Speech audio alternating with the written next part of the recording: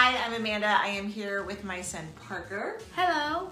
And we are going to show you how to make your own do-it-yourself Harry Potter wands. That's right. And this is the finished product. We'll get a closer look here in a few minutes, but Parker's going to show you how to make these. First of all, what are we making them out of? So we are making out of them, hopefully, everyday materials that you have in your house. Hot glue gun, a cup of water, paintbrushes, paint. You don't have to use these colors that we're using, but you know, we're just trying to use like basic colors. And if you want, you can add a little gem at the top, which creates something on the lines of this and this. So, and what is the actual wand? A chopstick. A chopstick. Basic, like less than 1 cent material. Yeah, so we have like various chopsticks from different restaurants, and some we didn't even have like a matching chopstick too. So what a great idea. Okay, so we take a chopstick, and then what's the first thing we do, Parker? So we fire up our handy dandy, somewhat drippy hot glue gun, and then you want to make your handle. So you mold your handle from the hot glue. So you just want to make a ring. I guess you're decorating with the actual glue. What is your favorite design? We've done a couple of different designs here. So we did one like this. I think my favorite design would have to be the melted wood. That design. We did like a melted wood design. Which is what we're going to be with your doing. handle. It's probably the most simplest design. This was one.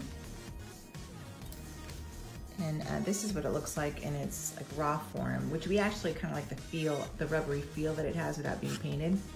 So we have not had the heart to paint this one yet because we kind of like it.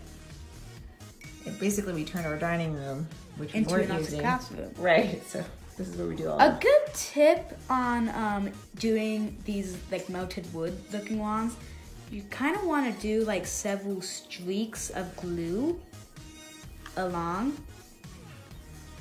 a few sides, and then to start filling in the gaps, not trying to fill in every gap that you do, because then that ruins the feel of it looking old out of ancient wood. There we go. It's looking good. So now that we have our lines, what you want to do is you just want to fill in all the gaps loosely. Now you don't have to do this design, you can do any design that you want, but I found this to be the easiest and the one that you're probably gonna least likely burn yourself on. You can make your wand as handle as thick as you want. For this design, I'm actually gonna go ahead and make a pretty thick wand handle. Then you get to the thicker part, depending on what type of chopstick you have.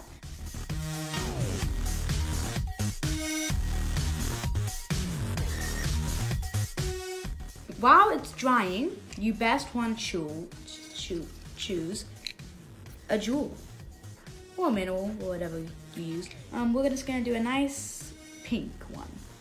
Cool. Right there. So, how you go about it is you take your glue gun and just squirt a little bit of it like this, right there.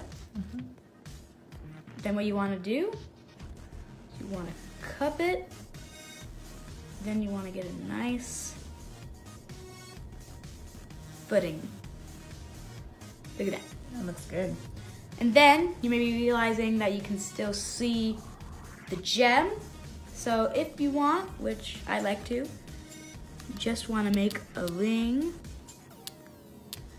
around the gem.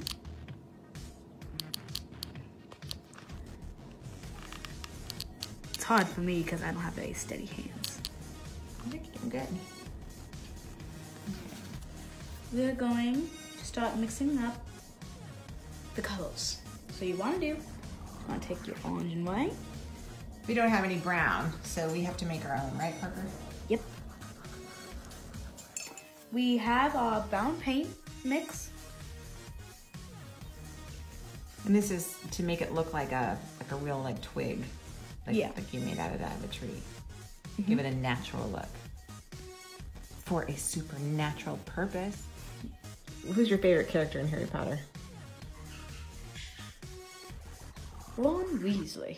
Ron Weasley. You might not want to have this many gaps, but you know. It's all what your preference is, right? It's all what you want. It's all what's important to you. There's no wrong way in art. No. Here we have a finished product so far. So you can see so far it's inexpensive. Really, we used leftover paint we had from other projects. And you're also not going to get too dirty doing this. I mean, Yeah. you probably still want to wash your hands afterwards. But Yeah. Minimal mess. Yeah, so leftover paint, some chopsticks we already had in our kitchen drawer. I'll hold that for you. A glue gun. And, which are everyday materials that most people do have. yep. Who raised this kid? So what are you doing now? Oh. Ta-da, that looks great.